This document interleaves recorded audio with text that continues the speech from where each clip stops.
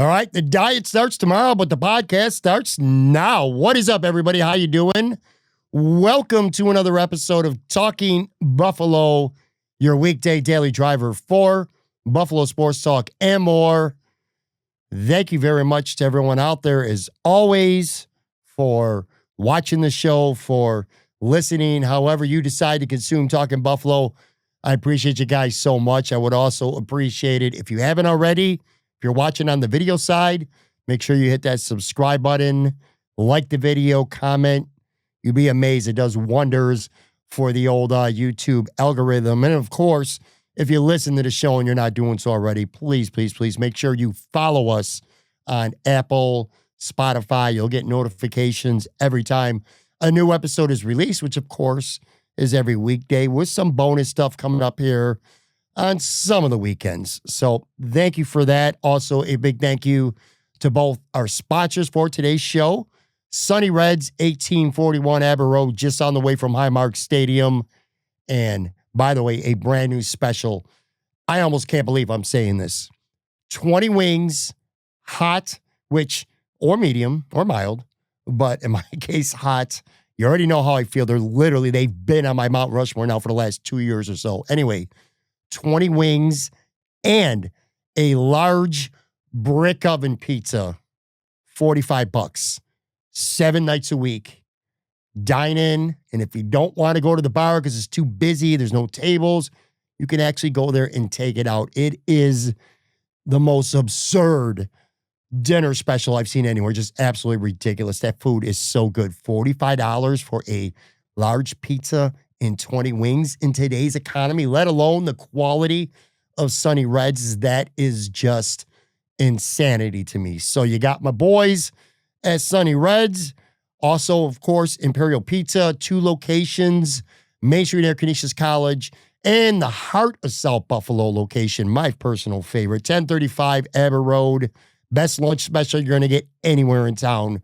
Literally. I hooked up with these 2 places for a reason, man. They would not be sponsors. I promise you that if I didn't believe in the quality of the place as well. So make sure you go check them out and support them, because I'm going to tell you right now, in fact, more on this in a second, they've been incredible at giving back and supporting events that are going on. Speaking of, before we get into today's episode, most of you will be listening to this or watching this sometime, hopefully, on Friday. Want to let you know that Saturday, for, again, most of you being tomorrow, Saturday, August 16th, from noon until 4 p.m., 3rd annual Mafia Babes Meetup is benefiting mental health advocates of Western New York, a charity chosen by Buffalo Bills offensive lineman Alec Anderson. And I'll tell you what, folks, basket raffles, vendors, adoptable puppies. Literally, you could go there and you could leave with a puppy on Saturday. Door prizes, photo booth, Bills alumni appearances. They're having a big group photo for all the babes that show up there at 2 p.m. Costs you absolutely nothing to go. It is a free event. And here's the best part. If you didn't know this already, this is an event for everybody. It's a Bills Mafia Babes meetup, but everybody is welcome to it. Men, children, everybody. Hell, I'll be there. So hopefully I see you guys there. Make sure you say hello. Resurgence, man. I love that place. Great beer, great vibes. It's going to be a really fun time. This Saturday, noon to 4, Resurgence, 3rd annual Buffalo Bills Mafia Babes meetup. That's the happy news. Actually, before we dive into the Podbag, by the way, that's what we're doing today. You know, these are my favorite type of interactive episodes because you control your questions, your comments, your takes. The narrative is controlled by you. I plucked some of the best questions and takes from our YouTube channel, from Twitter, a couple emails, and I'm going to respond to them today. Pretty much all Buffalo Bills stuff. Get to that in just a quick second. But unfortunately, some sad news here in the world of Buffalo, and particularly the Buffalo sports media. Legendary, all-time Buffalo sports media legend Art Wander passed away. Bob Kaczynski broke the sad news on Thursday morning. Art Wander, 97 years old, man. What an incredible life. And if you were around from, let's say, the 1980s, through the early 2000s, you know who Art Wander is. He was a fixture in Buffalo sports talk, radio and television. Better known as the Tiny Tot of the Kilowatt. Like I said, just a complete fixture in Buffalo sports talk, whether it was WGR or Empire Sports Network, WNSA, many other things as well. One of the most colorful, fun, and pretty crazy, and I mean that in a most loving type way, personalities that this Buffalo sports media market, don't forget about just sports media, just Buffalo media market, period, has known. Art is a 2008 induction into the Buffalo Broadcasters Hall of Fame, so he is a Hall of Famer. I've seen plenty of tributes pouring in from a lot of people on social media, and for very, very good reason. Artie, Baby Boo Boo, as he liked to call himself, one of the very best to do it. And again, 97 years, what an incredible, blessed life. So rest in peace, sir. Art Wander, a good man, dead at 97 years old. All right, on a less somber note, let's get into today's pod bag. I don't want this to be a particularly long episode. Let's kick this off with John Kennedy, who says, getting undivided attention from Josh for Coleman and Kincaid has been a good thing for both of them going into this year. Good point, John. And I'll tell you what, it is definitely a silver lining with all the injuries that we've been seeing throughout camp. Now, for the case of this discussion specifically, the pass catchers.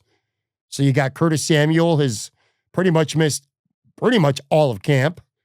Khalil Shakir hasn't been around since a high ankle sprain suffered in the Blue-Red scrimmage at Highmark Stadium a couple weeks ago. The Bills are hopeful that they can get him back for the season opener. Seen him doing some work, some media videos off to the side. It looks like he's getting better, starting to ramp up a little bit. But anyway, he's been out now for a couple weeks. Elijah Moore, very promising coming into camp. Well, he's missed time and, hasn't exactly set the team on fire with his play. But again, he's also been hurt. He's been out too. So Josh Palmer is, he hasn't really missed practices, but he's been banged up. He had just the other day, it looked like a mummy with his left leg all bandaged up. So he hasn't been 100%. Tyrell Shavers has been hurt twice now, including an injured ankle on the last day of practice that first Sunday. Really promising camp, but again, he's missed a lot of time. Tight end Dawson Knox, we could even throw him in there as well. He's missed more than half a training camp. So the Bills have been hit pretty hard with injuries all over the depth chart, but wide receiver or pass catcher, I should say, in particular. And in terms of that silver lining part, and to the point that the commenter John Kennedy made, Keon Coleman's been healthy. Dalton Kincaid had a one-day scare. He missed practice one day, had a sleeve over his left leg, which was, alarming, but he was back at practice the very next day. So he's only missed one. He was a full participant too. So he only missed one practice. So the silver lining in all this, folks, is Josh Allen has been really dialed in with both of them at camp. And I don't know, I can only speak for myself. And I was at about half of training camp practices. And I've also, like most of you, have read a lot of other people's reports and listened to their podcasts. I'm talking about media people who are at every practice, covering the team. And pretty much universally, those guys looked really good. I mean, even fans in the stands, same thing. Both guys looked really, really good. Keon Coleman, I would say specifically, he still has, we've talked about on the show before. I'll hit on it today. I'm sure we're going to talk about it again. Keon Coleman can be a very maddening player because on the pro side, he makes those tough contested catches, those over-the-shoulder catches, those high-point catches, in traffic catches, physical catches. He is really good at running after the catch. We saw that a couple times last year where he would catch a pass and turn it upfield, whether he would just outrun somebody because he had the right angle or whether he would make somebody miss and turn upfield for a very long gain. And he's also really, really good at breaking off routes, improvising when, your MVP quarterback gets out of the pocket and he's on the move and it becomes like playground ball. Well, Keon Coleman's pretty well adapted at doing that. So there's a lot of things to really like about Keon Coleman. Conversely, we all know the negatives. He's not the most polished route runner. He's not going to get a lot of separation off the line.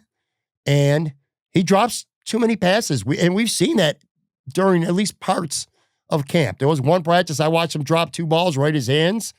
The blue-red scrimmage at Highmark, 2 balls sailed right through his hands. Now, he made up for it later in practice, which has been kind of the story with him. If he makes a mistake, he's more than made up for it all of practice. But I guess what I'm getting at here is the chemistry between Josh Allen and Keon Coleman, to me personally, looks, and understandably so, because now Keon's been in the system for a full year, but it's night and day. It looks night and day. Josh to Keon looks night and day different now than it did during his first training camp. And some of the throws and catches, which again, this isn't just Keon Coleman, this is Josh Allen developing chemistry with his big receiver. Some of these throws have just been unbelievable. Keon Coleman has made some great catches near the end of camp. We'll just talk about Dorian Strong draped on him, Trey White draped on him. Hell, Christian Bedford a couple times draped on him too, and Keon Coleman has made plays. So that is very, very promising. As for Dalton Kincaid, so I went to the last training camp or camp practice on Thursday, and we talked about it. I don't need to go through the whole practice, but long story short, it was a complete freaking snooze fest. I mean, it was all special teams, not all, but a lot of special teams, no contact. They often weren't running full speed. But what I noticed was every single time, without fail, when Dalton Kincaid, whether it was an individual drill by himself or one-on-ones, every single route he ran looked crispy. Every single throw that Josh Allen made hit him right in his hands.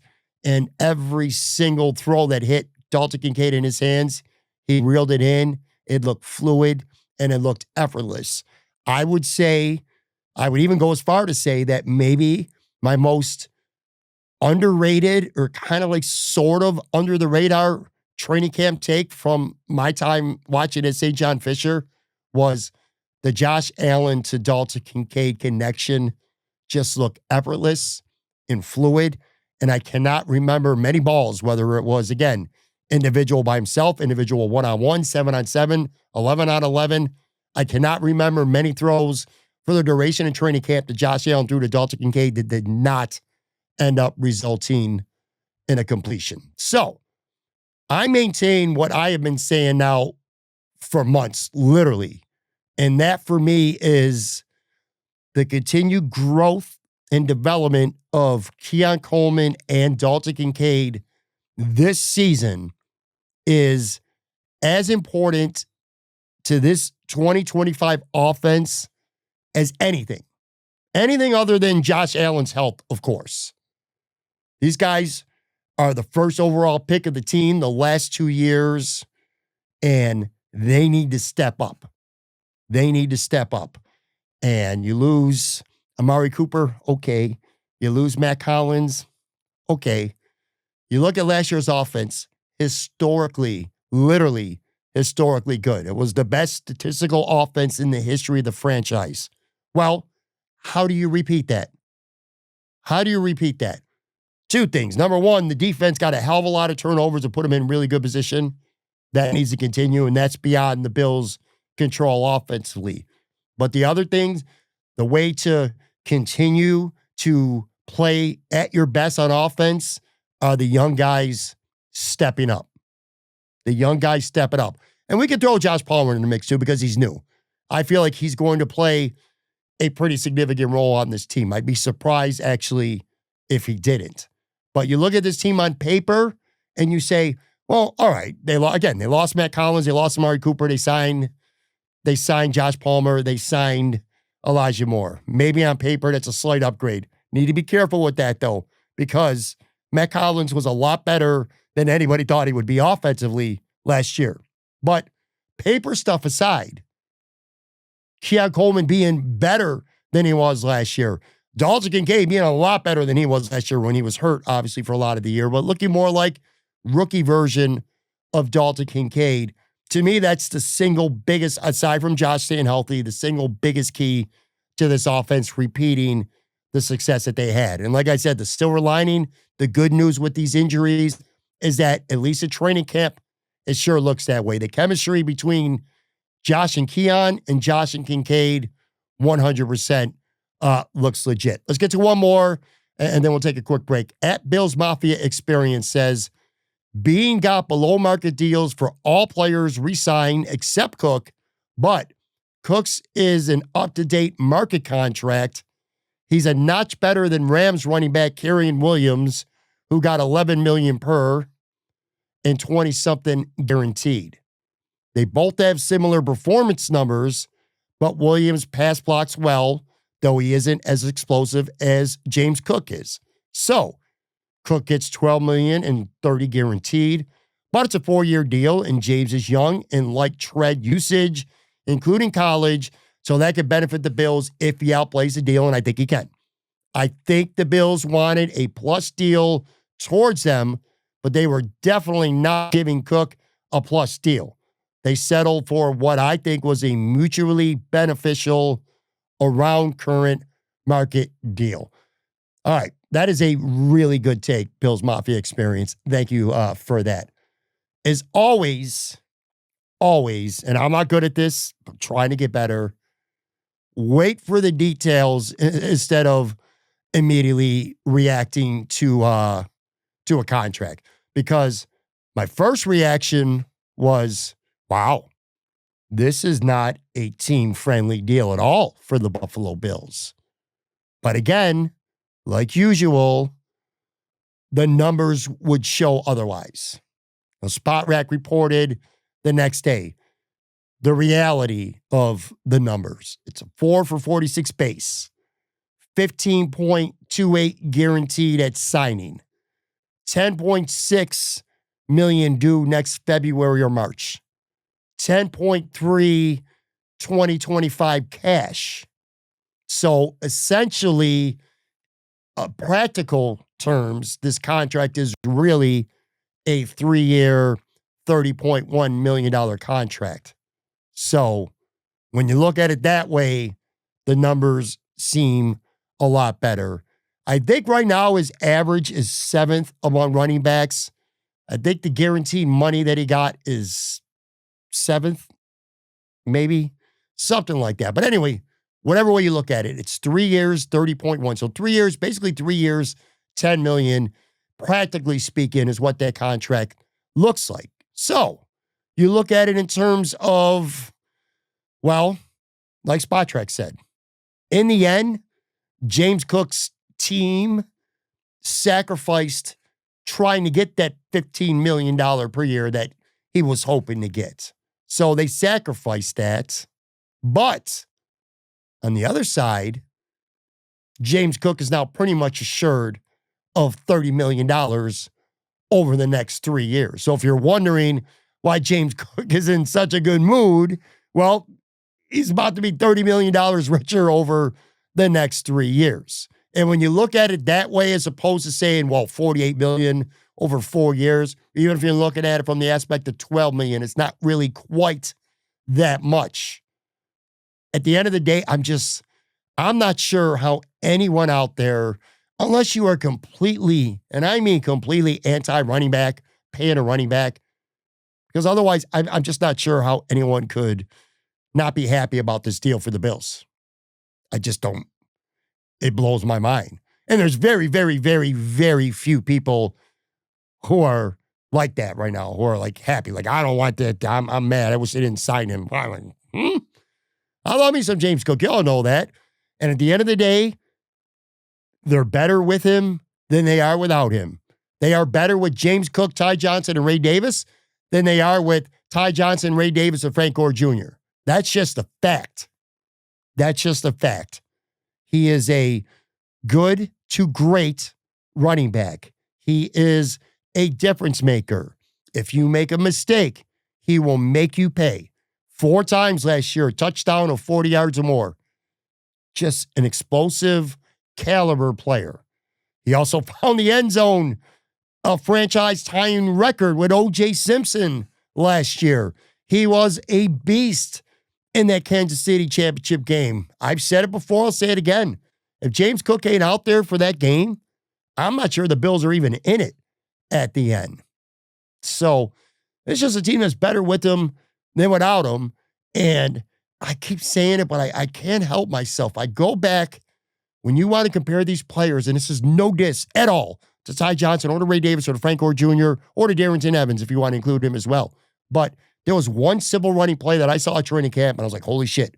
And it was James Cook taking an outside handoff to the right side, and it looked like Taylor Rapp had the beat on him for what would have been a stuff near the line of scrimmage. But no, James Cook got the angle, used his speed, and got 12 to 13 yards before being pushed out of bounds by Rapp because he couldn't get him on that angle. And I'm telling you, if it was Ty Johnson, if it was Ray Davis, dead in the water on that specific play.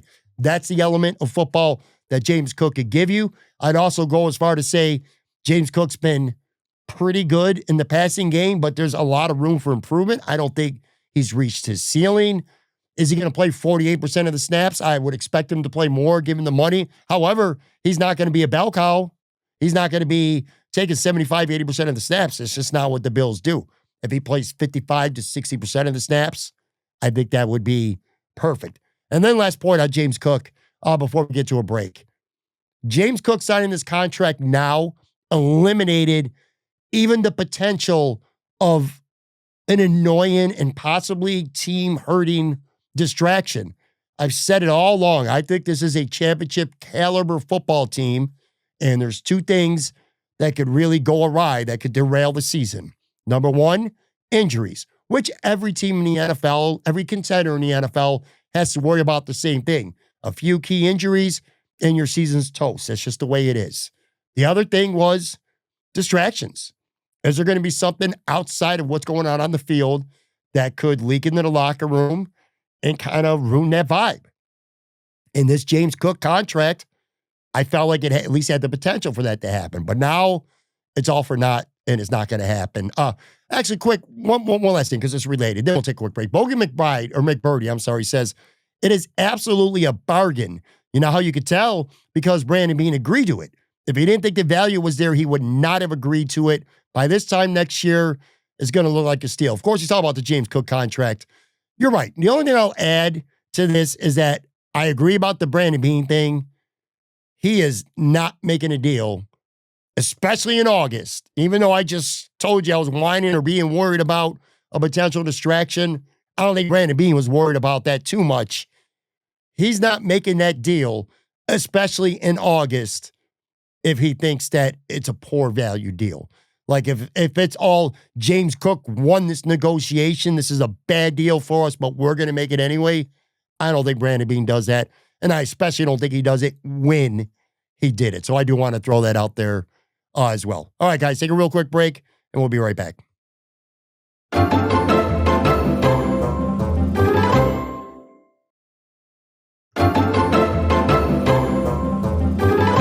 All right, guys, we are back with another edition of the Podbag, the episode where you control the narrative, your questions, your comments, your takes. I was rambling on about sponsors and stuff in the beginning, and I don't want to do it any further, but just to give you a quick little indication with Sunny Reds, with Imperial Pizza, and I said that they really, truly give back. That Bills Mafia Babes event on Saturday from noon to 4 at Resurgence, they've been looking for donations from area businesses because they're raising money again for mental health advocacy. And both those places, I went to the boss at Imperial, I went to the boss at Sunny Reds, told them what was going on. They said, say less. Gift cards, give them away, use them, for raffle prizes at this event. Just Class A type businesses. So make sure you support them because they truly go out and they support other people as well. All right, let's continue on with this pod bag. Sneaky Joe DiBiase, WGR. He didn't really say this to me, just said this, but I got to share this because I thought it was funny. And it does kind of lead to a point, though. Right after James Cook signed his contract, like literally after we learned about the deal, Sneaky Joe tweeted out, he said, how funny would it be if Connor McGovern started his hold-in today? Now, that is funny. Obviously, he's joking. But I will say this, in seriousness, I think we're probably seeing the final year of Connor McGovern as a Buffalo Bill. I don't know that for sure. I certainly don't have any inside information, no sources on that whatsoever. I'm just kind of doing a little bit of borderline common sense or educated guessing, I should say. I feel like with another good year, he's just simply going to price himself out of Buffalo. And if you did want to complain about the James Cook getting paid, that maybe that came at the expense of Connor McGovern ultimately getting his extension. But who the hell knows? Is it impossible for Connor McGovern to get paid? Absolutely not. It's not impossible by any means. But I look at it this way. They already have Spencer Brown and Deion Dawkins locked in. Those guys are paid. And I'm quite sure, and this is going to be the biggest reason why I think Connor McGovern ends up walking after this year. I'm quite sure they're going to be looking to give Osiris Torrance an extension next offseason, especially if he has another good year. He was really coming on last season. I think he's looked really good at camp. He's going in his third year. This could be the year where you see him step up to the point where he might be in the mix for like Pro Bowl consideration, like at least at net level. So this next offseason, he could be a priority to extend. And this is also why you kind of, you draft and develop. You draft a guy like Cedric Van Granger, who has been hurt all this camp. He hasn't been out there yet. Hopefully he's getting close. Who knows how that plays out? But regardless, he was a fifth rounder, a center from last year. Maybe he becomes your starting center next year. Or maybe Alec Anderson becomes your starting center next year. There's lots of options. Tylen Grable, not for center, but, he's a swing tackle. He could also play guard. They say goodbye to David Edwards after this year. Edwards and McGovern are in the last years of their deal. But back to my point about Connor McGovern, and Brandon, he says it all the time. You can't pay everybody. You can't give a guy, $8-9 million what Brown makes, with what Dawkins makes, and you know how today's market is, and the cap keeps going up. If the Bills sign Osiris Torrance next year, you might shake your head and be like, what? Holy shit, that's a lot of money. Well, that's the way the market goes. So you can't sign everybody, and I feel like they probably would end up in that scenario if they can only have one that they would aim to re-sign or extend, I should say, Osiris Torrance. Stephen Noble says, although Jordan Hancock played safety against the Giants, I ultimately believe he will be Taron Johnson's backup in the slot, and Cam Lewis will be safety number 3. McDermott also hinted at that scenario in a recent interview. All right, thanks for that, Steve. Well, number one, Cam Lewis is not safety 3. DeMar Hamlin is definitely safety 3. So you safety 4, I could buy that. I'm not so sure about that anyway, though. I'm not going to dismiss that. Let's just put it that way. I think you want Jordan Hancock on the field sooner than later. And for me, that probably comes at safety where, let's just be honest. Taylor Rapp and Cole Bishop, they can't stay healthy together for any significant length of time right now to save their life. That's just the way it's been. Taylor Rapp is he's a good safety, at times a really good safety. I'm good with Taylor Rapp being the starting safety. You could do a hell of a lot worse than him. And it's not like he's missed a ton of games, but he has missed games. And the last 2 years when the Bills have been eliminated, Taylor Rapp has not been on the field. We all know the Cole Bishop story. Got setback last summer, setback this summer. If there's one thing we're looking forward to in the Chicago game, I hope he's out there and that he plays well.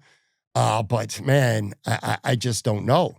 And you already know how I feel about DeMar Hamlin. So that's part of the urgency for me of getting Cole Bishop back and looking starting caliber, because Sean McDermott did say he was running out of time, and it was very worrisome if your team Cole Bishop being the starter this year. Sean McDermott's comments earlier in the week to me were worrisome, and I don't want DeMar Hamlin being the starting free safety for the Buffalo Bills, and you already know that. Now, as for Taron Johnson, like you said, well, he signed for this year, and he signed for 2 more after that. And I don't see him going anywhere anytime soon. He's one of the best players on this team. He's still one of the best slot corners in the entire NFL. So I don't see him going anywhere anytime soon. Maybe 2027 at the earliest. Maybe he gets cut and he doesn't play the last year of his deal. But even so, he would be here this year and next year. Now, that said, the way that Taron Johnson plays football with that reckless abandon, he is prone to getting hurt, prone to being banged up. So I'm not going to discount that. And I want to be real careful here with Jordan Hancock, all right? This dude is a 5th-round pick, a rookie, a 5th-round pick, and he's played all of one preseason game. And as somebody who was at a lot of training camp, he was not really getting into near the end because of injuries. Not really any first-team run, and not even a heck of a lot of second-team run. In fact, he played a nice chunk of training camp as that backup slot nickel. So he hasn't gotten a lot of work at safety. We haven't seen him in action, even at camp, a lot at safety. And again, just one preseason game. That said, though, and we're trying to temper my expectations, I am very, very impressed with what I've seen from Jordan Hancock. He looked great in that Giants game. And the interception, it didn't count. That was almost a freebie. I don't even care about that play. I'm just talking about the way he was moving. You can see it on the All-22 film. Dude is flying around, flying to the football. There was that one play where it looked like he was literally shot out of a cannon, and he tackled the Giants guy near the sideline. I just like the energy he brings. There's something about his game, and maybe it's a little too early for me to be able to pinpoint exactly what it is, but he feels like a playmaker to me, and he feels like a very athletic, traitsy playmaker at that. I could totally see a near future, hopefully, with Jordan Hancock at safety with either Cole Bishop or Taylor Rapp. You know, I've said this a few times. Anthony Prohaska from Cover One was on my show, and I remember this was during mock draft season, folks, and we were talking about the safety position, and what he said really resonated with me. He said, I like Taylor Rapp.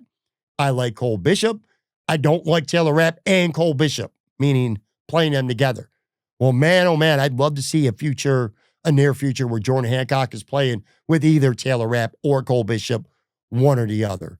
I'll tell you this, one last thing about Hancock. His play has absolutely destroyed any chance that free agent signing Derek Force realistically has of making this roster.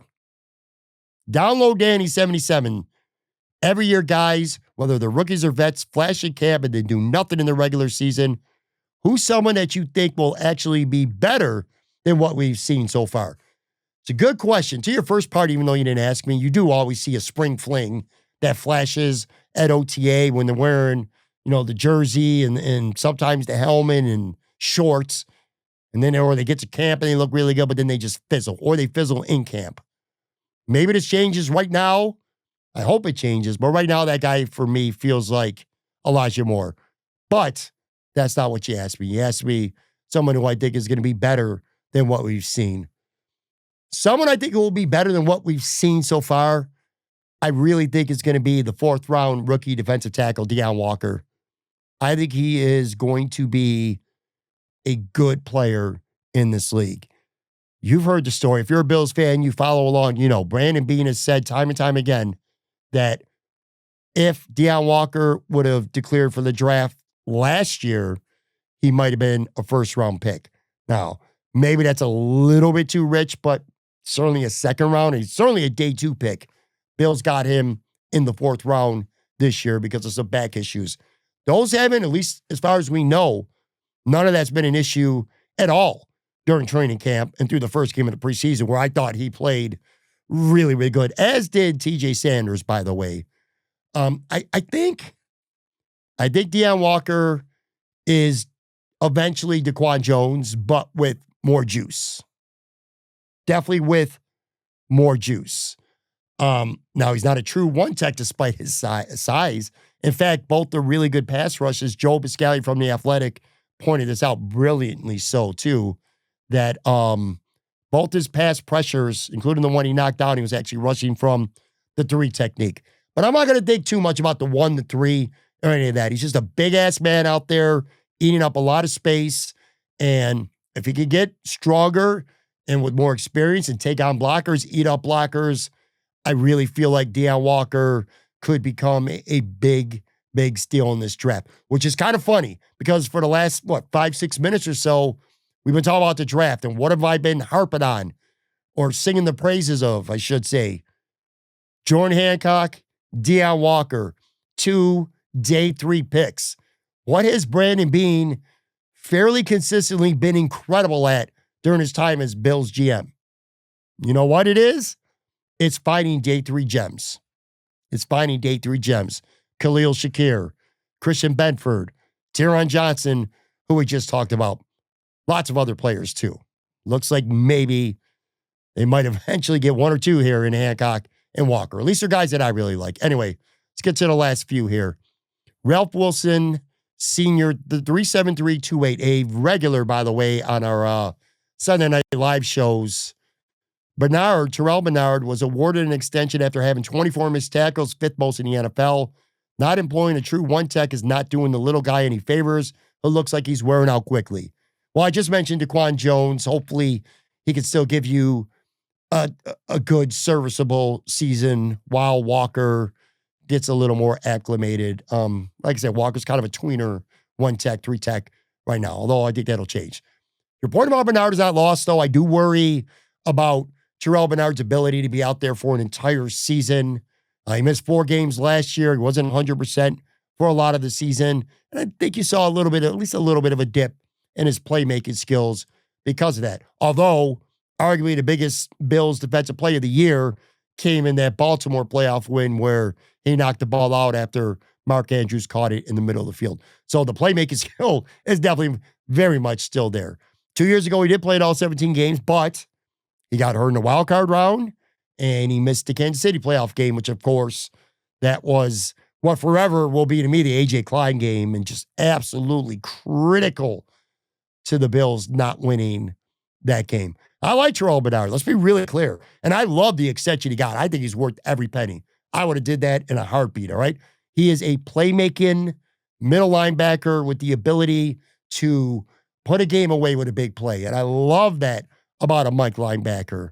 The only thing I'm saying is I do worry about his size and his durability. And back to your point, having good defensive tackle play in front of him certainly will not just keep him healthier, but it will make him a more productive player.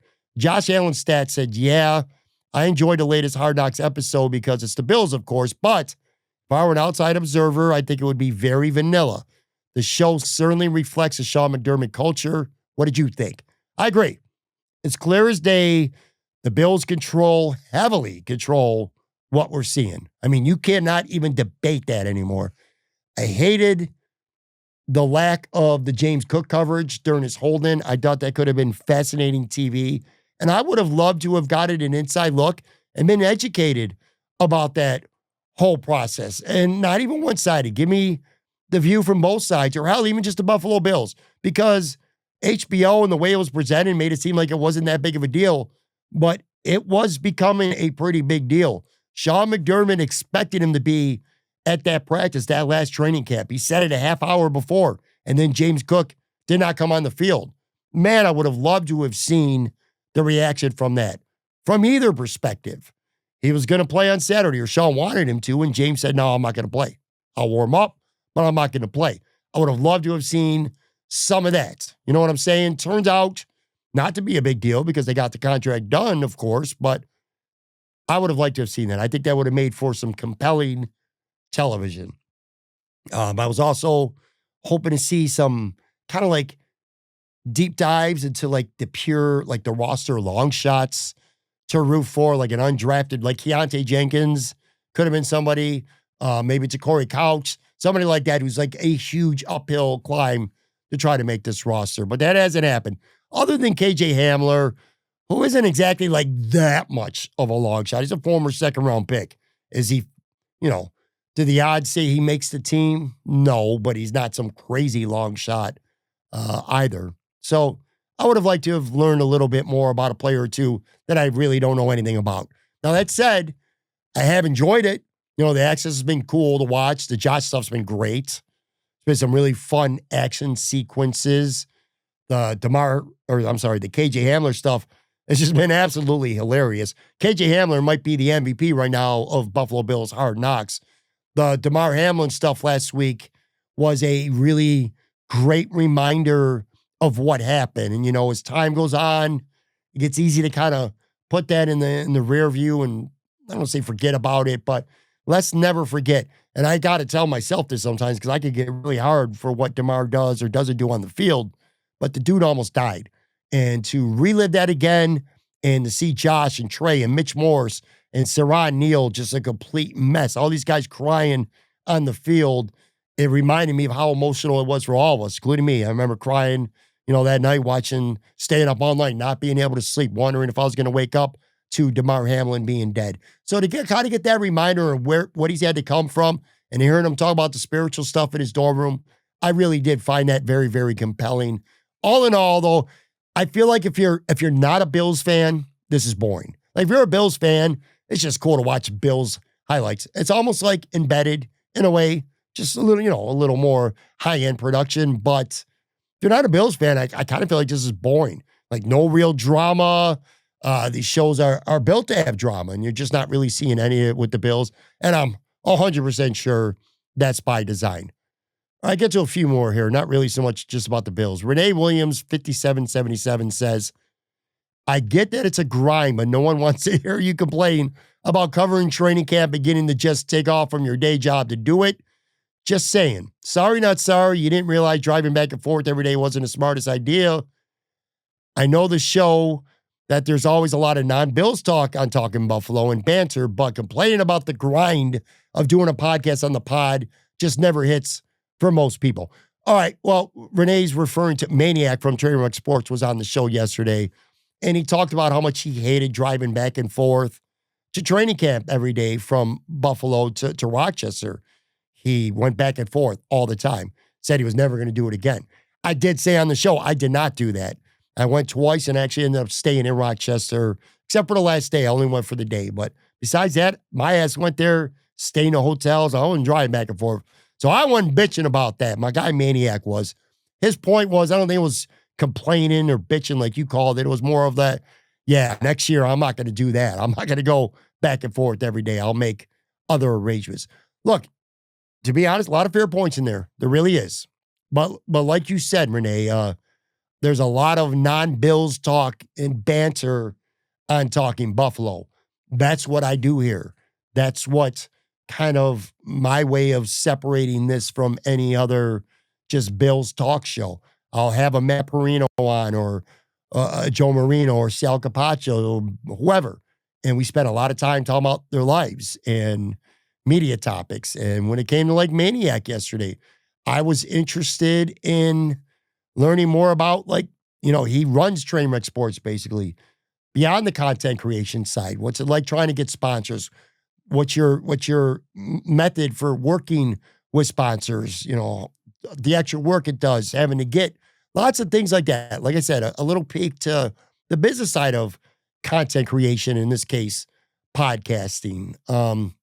More times than not with these guests, it's about the conversations. And like I said, we just go way beyond just Bills talk. If it's a game recap, like if the Bills just played a game and I'm on after the game, it's going to be all about the Bills. It's going to be some days I'll have a all 22 film review. It'll be all about the Bills or the Sabres or whatever.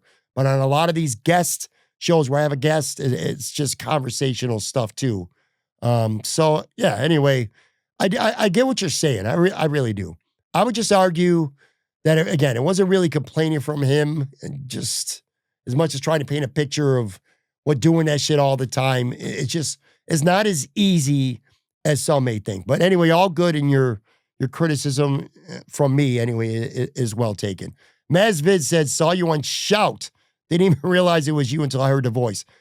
Yeah, so the last day of camp last Thursday, Perino Talbot from Shout invited me to come to, they did a live show out at Dorado in Rochester. So I jumped on there for about 5 or so minutes.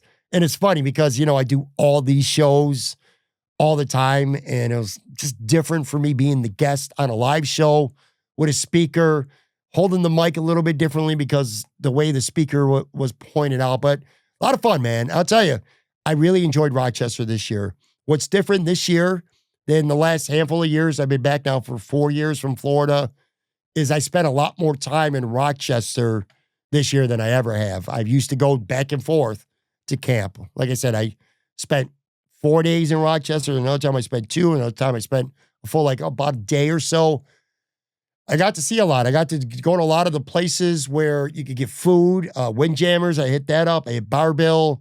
I went to Pittsburgh Dairy literally every day. I got a chocolate milkshake literally every day after practice. One day, I actually got a milkshake twice in one day, kind of like a fatso that I am. But anyway, I really, truly enjoyed Pittsburgh and Rochester, with the exception of one thing, Rochester folks, if you happen to be listening to this. Your traffic, your streets suck. They're stupid. There's way too many single lane streets. Like if you're going, especially during the day, and you got to make a left, you could get stuck. I mean, you can't even go around. There's not even a shoulder to be able to go around. You get stuck forever. I went from the hotel to Pittsburgh Sutherland because a couple of the days I used the what do you call it when you take the bus there? What the hell? I'm drawing a blank right now. Anyway, it was like a 7-minute ride from my hotel, and it wasn't even busy traffic until you got within 3 minutes of the place, and it still took me about 15 to 20 minutes. A shuttle. Jesus, how could I not come up with the word shuttle? But anyway, the street sucks, so the driving sucks with all those single roads. But outside of that, man, I'm really impressed. I loved Rochester. At Billy991-65700. Pat, stay away from aluminum foil in all cooking. It will give you dementia later in life, or in your case, more dementia.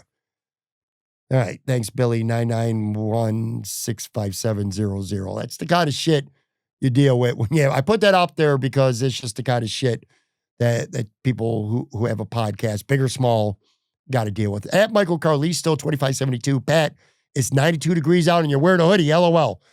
Yo, I've always been a hoodie guy. And even when I was a teenager, I've always liked wearing hoodies. I get cold really. It's not even about getting cold easily. I don't get too hot when I have a hoodie on. Plus, carry too much weight, man, it makes me feel a little bit slimmed down. And by the way, I am in my home studio and it is icy cold in here. I do have central air. Shit's cold. So, I'm a big baller. I'm so rich. I can afford air conditioning. Therefore, I got the hoodie on. We'll continue to wear the red hoodie. By the way, got a brand new, if you could see this on the video side, got the, everyone's got the blue one and I got the blue one too, but I actually got the red mix. This hat's actually kind of dope, this new Standing Buffalo hat. Last one here, which is kind of leading into what's coming up next. At BF Walsh 2024 says, free Joe from Queens. Well, guess what, buddy? Joe from Queens is going to be back. Vacation is over, and he's not really taking a vacation. He's been bitching at me literally every day. Training camp sucks. My takes suck. The preseason sucks. Yada, yada, yada, yada. We haven't really done any live shows. Haven't done one with Joe in about a month. But I will be live with Joe from Queens on Sunday night. The Bills play Chicago, of course, and in Chicago, Joe and I will be on live for some reaction, and I will force reaction from him right after the game. So make sure you guys are tuned in for that. All right, man, I've been going for way longer than I thought I was going to. I say that shit all the time.